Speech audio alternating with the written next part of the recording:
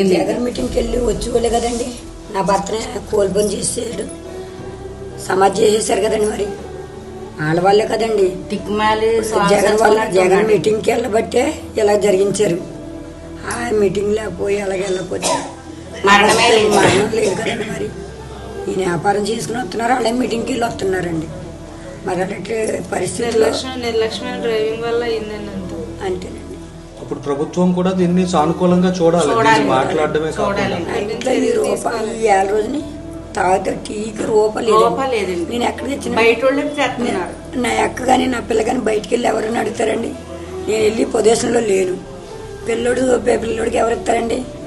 నేను వెళ్ళి ఈ రోజు నీ పరిస్థితులు ఇలా ఉన్నానంటే నా భర్త దగ్గర ఉంటే 10 రూపాయలు బయటికి వెళ్ళి అప్పని తెచ్చి ఇలా కూర్చోబెట్టి నాకు తెచ్చి పెడతాడు కదండి. అసలు తలపాతి లేనప్పుడు నాకు ఇంకా పోషించుకోలేరండి. నా చేతిలో కార్యక్రమం చేతను కూడా రూపలేదు, ఆధారం లేకుండా చేస్తారండి. జగన్ గారు మీటింగ్కి వెళ్ళి వచ్చారు కదమ్మా. అవునండి. మరి జగన్ గారి వైపు నుంచి అన్న స్పందన ఉందా పార్టీ నుంచి? కానీ ఏమీ లేక అసలు పరిచయానికే రాలేదండి ఇంతవరకు. ఈ 4వ రోజండి పరిచయం చేస్తానికి రాలేదండి. అలాంటి ఆయన మాకు ఏం సాయం చేశాడని నేను ఏం చెప్పనండి. చేస్తారన్న నమ్మకం అన్నా ఉందా? నాకు నమ్మకం లేదండి. కానీ మా నాన్నగారికి యాక్సిడెంట్ అవుతుందని అనుకోలేదు. కుర్రోళ్ళు ఎలాగున్నారంటే చాలా ర్యాష్గా డ్రైవ్ చేస్తున్నారు. మనం కరెక్ట్గా వెళ్ళినా వచ్చేవాళ్ళు కరెక్ట్గా రావాలి. వెళ్ళిన వాళ్ళు ఎలా వస్తారో తెలియట్లేదు. ఒక ప్రాణం పోతే కుటుంబం మొత్తం రోడ్డున పడ్డట్టే కదండి. తండ్రి ఆధారం లేకపోతే చాలా కష్టంగా ఉంటుంది. కఠినమైన చర్యలు తీసుకోవాలి. నేను చాలామందిని చూశాను, నాకు చాలా భయం వేసింది. కానీ మా నాన్నగారికి అది పరిస్థితి అవుతుందని నేను అనుకోలేదండి. జగన్ గారు మీటింగ్కి వచ్చినటువంటి పిల్లలు మద్యం మత్తులో చేశారని తెలుస్తుంది, సమాచారం ఉంది. దీని మీద అంటే వాళ్ళ వైపు నుంచి ఏమన్నా కనీసం స్పందన ఉందా? అసలు మాట్లాడారా మీతో? మీకు ఏమన్నా కాస్త ధైర్యం చెప్పే ప్రయత్నం చేశారా? మాకైతే ఎవరు వచ్చి చెప్పలేదండి.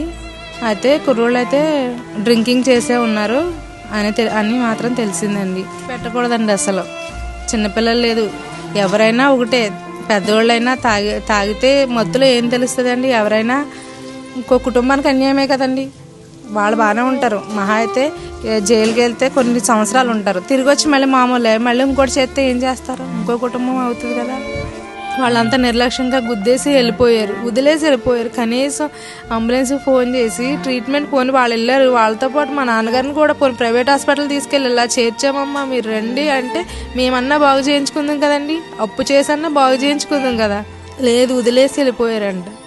వదిలేసి వెళ్ళిపోయి వాళ్ళు వాళ్ళు బాగానే ఉన్నారు. ఎవరు పోయారు? మేము బాధపడుతున్నామండి. ఇప్పుడు ఈ కార్యానికి కూడా మాకు రూపాయలు లేదండి చేతిలోను.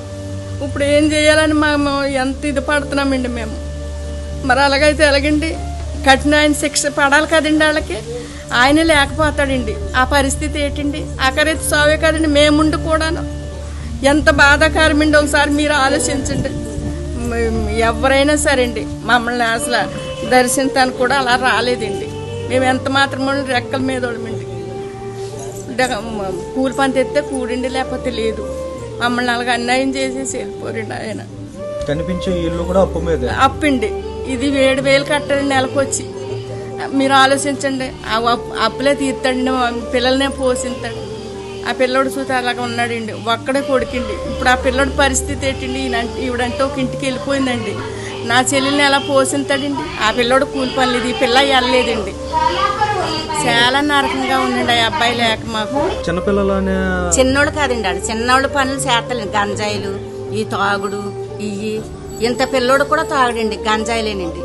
మరి ఆరి చేతనే కాదండి మనం ఇప్పుడు నా మధ్యన గుద్దేసి వెళ్ళిపోరండి. ఇప్పుడు ఏదో మహానుభావుడు ఎవరో వచ్చి ఆ పిల్లోడిని ఇదయ్యాడండి.